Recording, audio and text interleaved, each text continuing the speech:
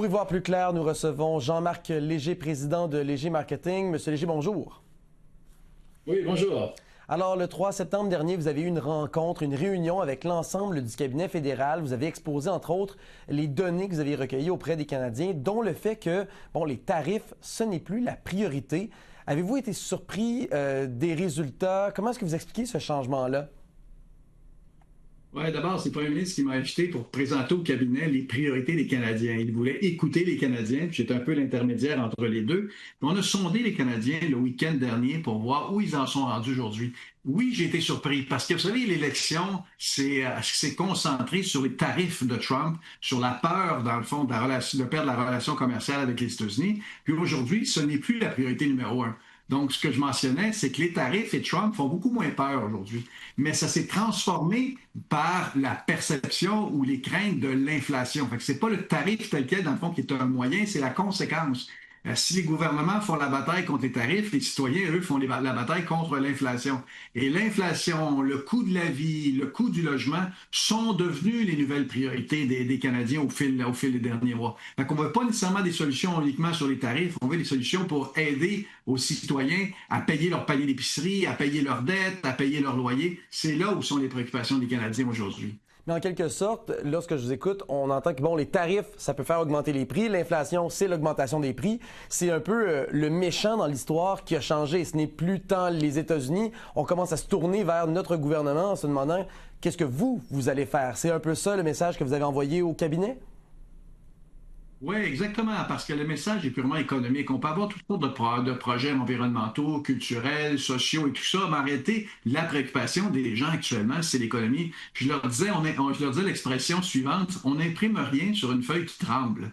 Les Canadiens tremblent. Ils ont un niveau d'endettement qui est trop élevé. Ils ont une capacité de payer qui est beaucoup plus faible qu'elle l'était avant. Et en plus, il y a la pression des tarifs. Et en plus, il y a toutes sortes d'insécurité à l'échelle mondiale. Mais en bout de ligne, ce qui est plus important pour eux, c'est de payer le panier d'épicerie. Vous voyez, ces quatre priorités-là sont de nature économique. Et on s'attend au gouvernement qui est préoccupé par l'économie. C'est pour ça que Mark Carney a eu un mandat aussi fort et qui était nettement plus populaire que l'était M. Trudeau juste avant, qui est au sein du même gouvernement, dans le même parti politique, mais ça a changé la donne parce que la préoccupation est économique. On veut donc un premier ministre qui s'occupe avant tout de l'économie des Canadiens. Et c'est comme ça qu'il va être évalué. Actuellement, les taux de satisfaction sont extrêmement élevés à l'égard de M. Carney. Il est encore en lune de miel aujourd'hui. Plus de 50% des Canadiens sont satisfaits de son gouvernement, mais les attentes commencent à être de plus en plus élevées. Et on sait à quel point le conflit commercial, ça a été central dans le discours des libéraux, justement, durant la campagne. Comment est-ce que ça a réagi au cabinet lorsque vous avez partagé cette réalité-là?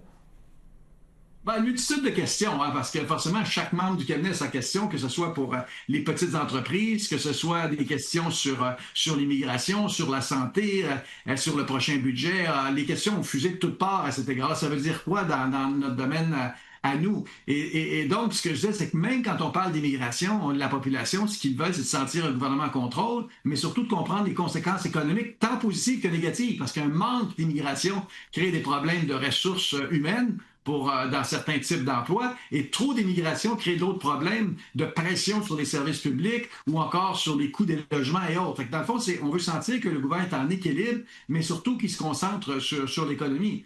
C'est la pierre angulaire pour le prochain gouvernement. Et au-delà des déficits, parce qu'on sait que le déficit canadien va être élevé, tout ça sont des variables qui sont plus macro, loin des gens. Les gens, ce qu'ils veulent, c'est avoir plus d'argent dans leur portefeuille. Ils ont voté pour le Parti libéral de M. Carney, justement, pour qu'ils trouvent des solutions à leurs préoccupations qui est très terre-à-terre et très, très quotidienne. Et ça, c'est à travers le pays. Quand je regarde que je sois en Nouvelle-Écosse, que je sois à l'autre côté, à Vancouver, on a tous les mêmes préoccupations. Comment arriver à avoir un pouvoir d'achat qui est supérieur face à des prix qui augmentent de façon considérable. Et je rajouterais à l'ennemi quelque chose d'important, c'est que ça fait plus de 20 ans que l'inflation n'était plus une variable. Même la jeune génération, les milléniaux aujourd'hui, n'ont jamais connu une période d'inflation, n'ont jamais connu des taux d'intérêt qui ont monté. Là, nous, on a connu dans les années 90-95, on a même vu des taux d'intérêt à 15%. On s'est habitué, mais pour la nouvelle génération, c'est la première fois qu'ils font face à cette réalité-là. Et c'est une génération qui n'a pas beaucoup d'économie. qui n'en a pas mis beaucoup de côté parce que c'est une génération ici et maintenant. Ils sont achetés le dernier iPhone, ils sont achetés l'automobile, ils sont achetés des fois un logement pour ceux qui ont eu assez d'argent durant la pandémie. Et là, ils font face à une réalité qu'ils n'avaient pas prévue. Et c'est pour ça que ça fait de plus en plus, ça fait aussi mal que ça. Mais là, vous dites que l'économie, c'est le nerf de la guerre, sauf que selon vos données aussi au Québec, dans vos sondages, ça montre qu'il y a quand même une majorité des Québécois qui, bon, bien qu'ils appuient le projet de loi C5 sur les projets d'intérêt national, ils tiennent toutefois à ce qu'on respecte les lois environnementales. Pour le gouvernement, est-ce qu'il y a un risque d'aller trop loin du côté économique, développement des ressources et donc de perdre les appuis dans cette province-là? Mon message pour le gouvernement Carney était triple. Un, les tarifs sont pas aussi importants que vous le pensez. On n'a plus peur aujourd'hui de ça. Deux, l'économie est prioritaire. Mais la troisième, c'est qu'on veut un gouvernement qui innove. On veut un gouvernement qui est capable de trouver de nouvelles solutions.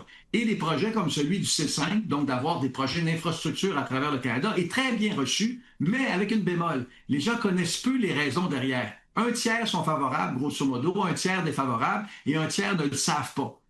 Pour eux, c'est souvent une solution à un problème qui n'est pas très clair. Et ce que je disais au gouvernement, c'est pourquoi des infrastructures? Vous êtes actuellement dans le processus du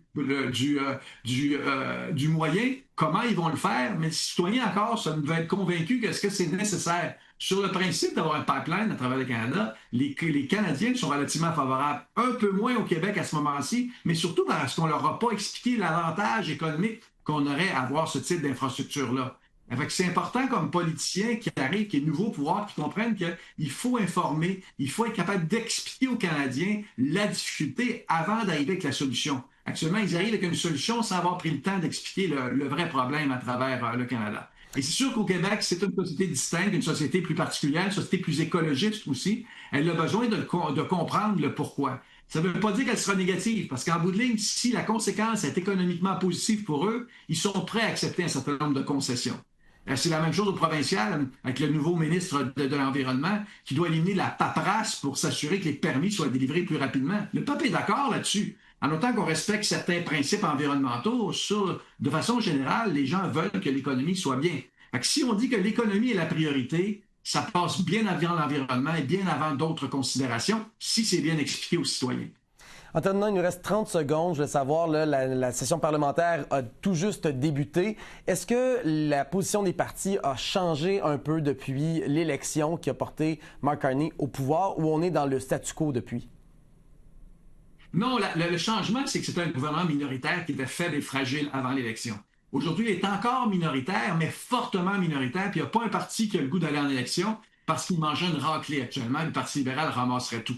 Ça donne un pouvoir qui est différent. Il y a aussi un nouveau premier ministre qui n'a pas de passé, qui n'a pas de rancœur avec les différents partis politiques. Et il y a aussi un chef de l'opposition qui va devenir plus responsable.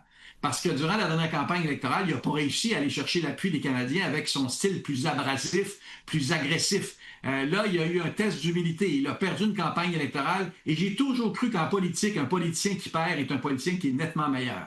Parce qu'il comprend qu'il doit mériter l'appui populaire. C'est ce que n'a pas fait Pierre Poilievre la dernière fois. Donc, les deux personnes qui sont en chambre aujourd'hui, on a un nouveau premier ministre, mais on aura aussi un nouveau chef de l'opposition.